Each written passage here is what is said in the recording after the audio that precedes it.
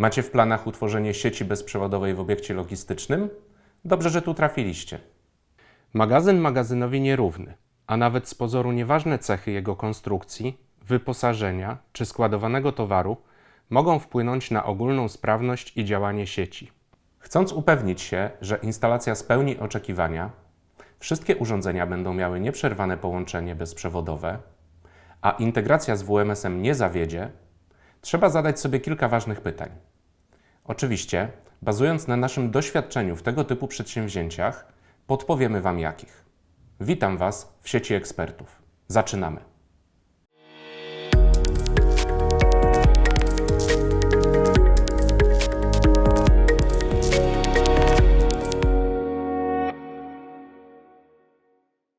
Nie ma dwóch dokładnie takich samych magazynów, więc nie dajcie się nabrać na uniwersalne rozwiązania.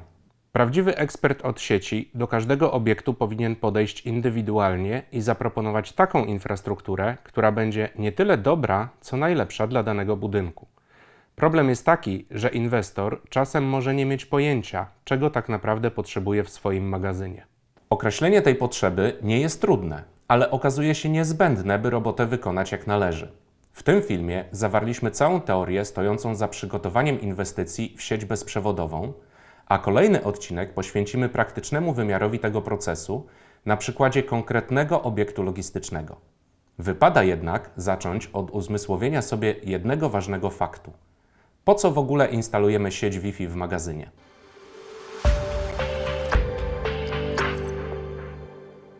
Zazwyczaj chcemy sprawnie i bez opóźnień kontrolować procesy przepływu zasobów magazynowych. A żeby taka kontrola w ogóle miała jakikolwiek sens, musi być dokładna i niezawodna. Dzięki sprawnej sieci bezprzewodowej pracownicy magazynu ewidencjonują przepływ towarów, np. z użyciem czytników. Wszędzie, gdzie jest towar, tam też jest dostęp do Wi-Fi. Pracownik sczytuje kod, informacja natychmiast trafia do systemu WMS, a my dzięki temu wiemy, że z naszego magazynu znika określona ilość danego towaru. Proste i szybkie rozwiązanie.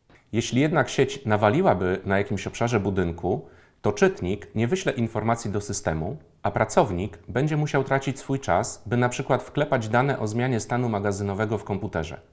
Z kilku sekund robi się nawet kilkanaście minut, a wydłużony czas operacji logistycznych to koszty, przed którymi warto się zabezpieczyć. Żeby to zrobić, trzeba ustalić kilka kluczowych kwestii.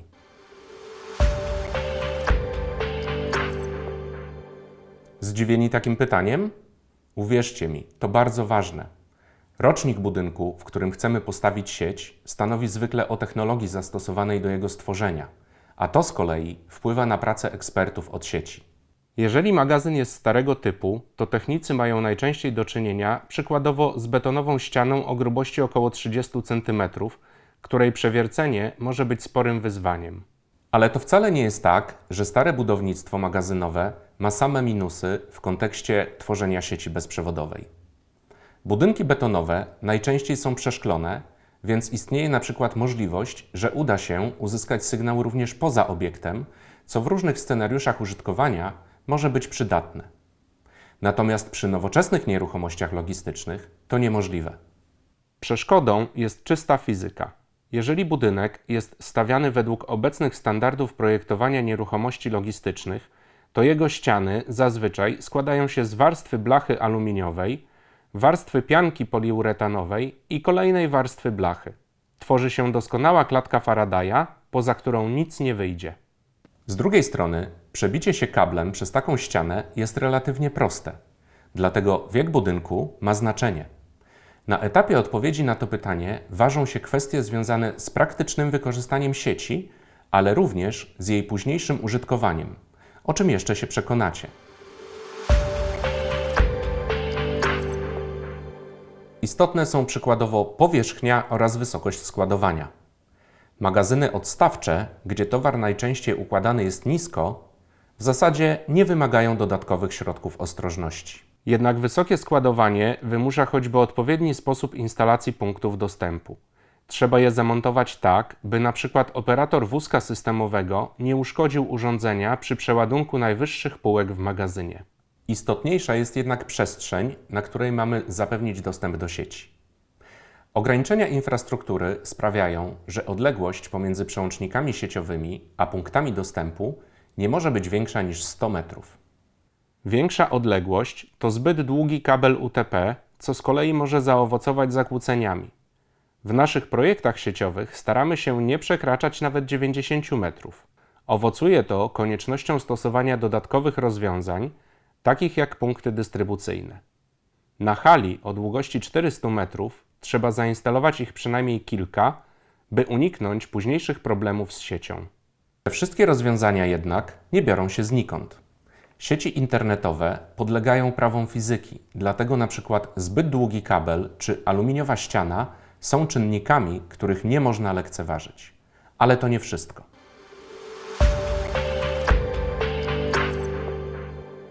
Pod względem rodzaju przechowywanych towarów najważniejszy dla nas jest podział na suche i ciepłe obiekty, gdzie trzyma się na przykład meble czy AGD, oraz magazyny spożywcze, w których przechowuje się choćby żywność.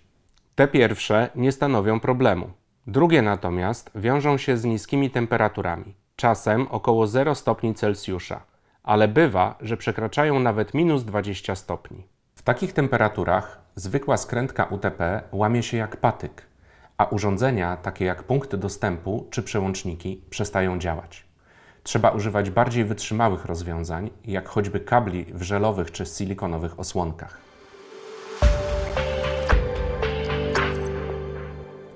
Jeśli bezpieczeństwo sieci, rozumiane jako jej niezawodność, jest dla nas najważniejsze, to trzeba pomyśleć o tzw. wskaźniku redundancji.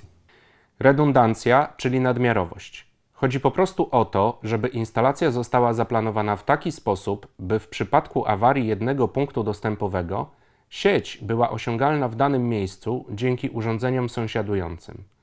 Im więcej punktów dostępu, tym bezpieczniejsza sieć. Podobnie jest z przełącznikami. Jeśli mamy tylko jeden, to jego awaria oznacza brak dostępu do sieci. Dwa, działające naprzemiennie, zwiększają bezpieczeństwo i niezawodność. Biorąc rzecz ogólnie, to bardzo proste, ale trzeba sobie zdawać sprawę z tego typu zależności. Rzecz jasna, pytania, które zadaliśmy w dzisiejszym odcinku, nie wyczerpują tematu. Są jednak pewnym kierunkowskazem dla operatora magazynu, który ma zamiar założyć porządną sieć w swoim obiekcie. Zagadnienie z pewnością jeszcze rozwiniemy na naszym kanale, ale niecierpliwi mogą kontaktować się z nami bezpośrednio. Najważniejsze linki macie w opisie pod filmem. Do zobaczenia wkrótce.